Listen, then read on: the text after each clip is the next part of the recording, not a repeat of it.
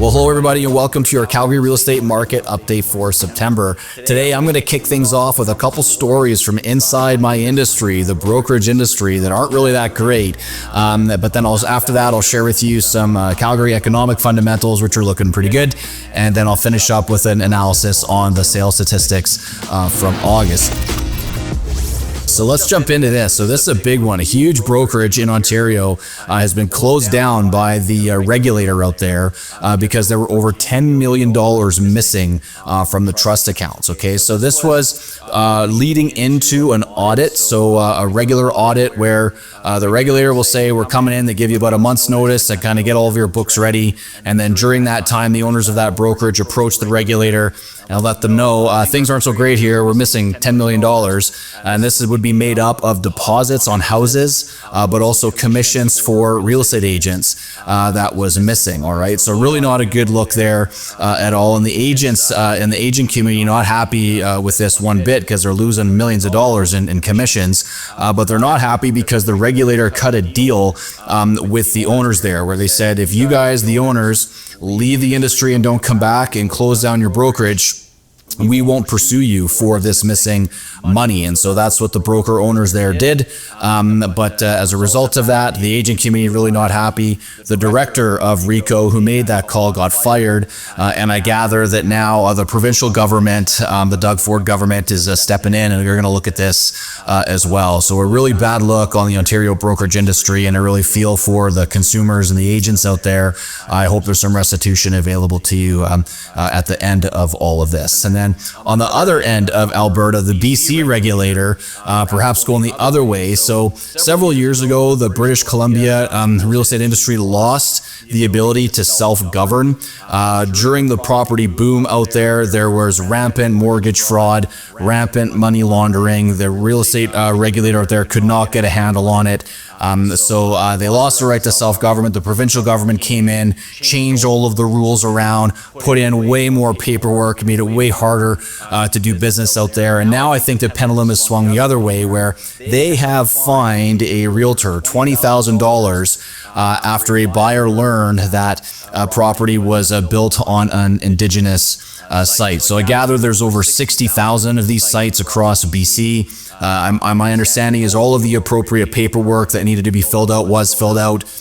The agent was never asked to check if this was on one of those sites.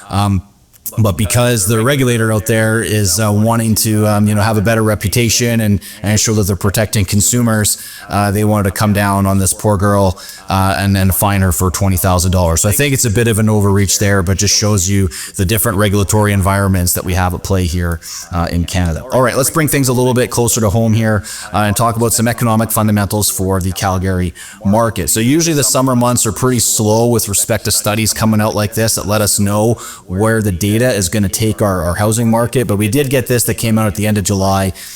So some interesting news here, some good news I think, is that our mortgage delinquency rates are really low. So despite the market softening across the entire country and the real estate market not doing as well here, our mortgage delinquency rates, which I believe are 3 months of arrears, so 3 missed payments, very, very low incidence of this occurring here, not only in Canada, but in Calgary as well, where we've got less than 1/5 of 1% of mortgages are in trouble like that. So that's really good news. And then all the good news here is on this slide. So population change in 1 year, the Calgary economic region is estimated to have added just under 80,000 people, or 78,000 people. We've added just under 50,000 jobs over that same period. Our unemployment rate has come down by almost a full percentage point, and our weekly wages are coming up here as well. So this is really great news for our real estate market and for consumers here. As other markets are unaffordable, it's driving more consumers towards the Calgary market, and they're coming here and they're putting down roots, they're starting businesses, they're building up other businesses that are pre-existing, and I just think this is a really good news story that we want to be going with. And so in light of that, we've got more investments in residential construction. So housing starts in particular, the statistic on the bottom here, that's shot way up compared to 1 year ago, almost, quite a bit more anyway. So 7,100 units being built this year as opposed to 4,600 being built in the second quarter of last year. So really good news here in terms of supply being added. The more supply we can get, that means that there will be more units available to keep prices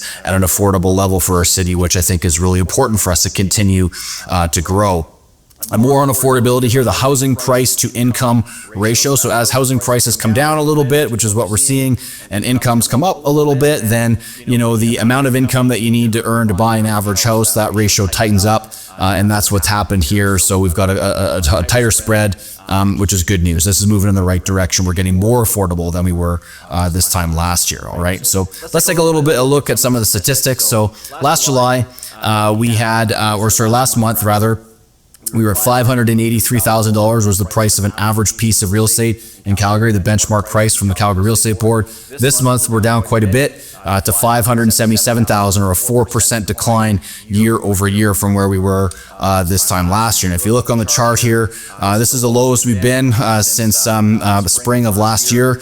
And our sales are down by a decent amount too. We've got just under 2,000 sales compared to just under 2,400 sales this time last year. All right, so less activity, which is meaning fewer buyers. And as we've had more listings coming to market, it's put less pressure on pricing, and we're seeing that stuff come down here as well.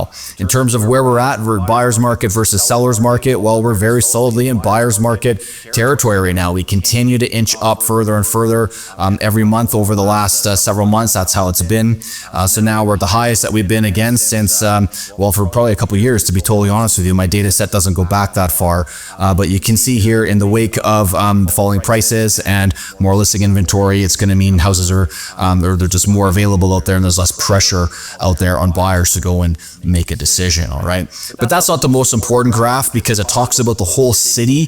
The one that I think matters a lot is this one. This is provided by the Calgary Real Estate Board because it will tell you the months of supply according to asset class, so the type of property you're going to be buying, and also location in the city. And you can see what's actually happening here is that our glut of condos we have on the market is drawing down our overall sales statistics. All right, if you look at condos or apartments here on this graph, you can easily see we've got way more condo apartments than we need in every location here in the city. All right, but you contrast that versus detached properties, you can see that it's a little bit more of an even market across there. Same thing with semi-detached, which even has some areas that would be considered buyer's markets out there. And row houses, it's a totally different market dynamic. You could be in the southeast end of the city or the south end of the city, and you would find that it's a balanced market versus a very, very pronounced buyer's market if you were looking in northeast Calgary. Okay, so you really have to dive in deep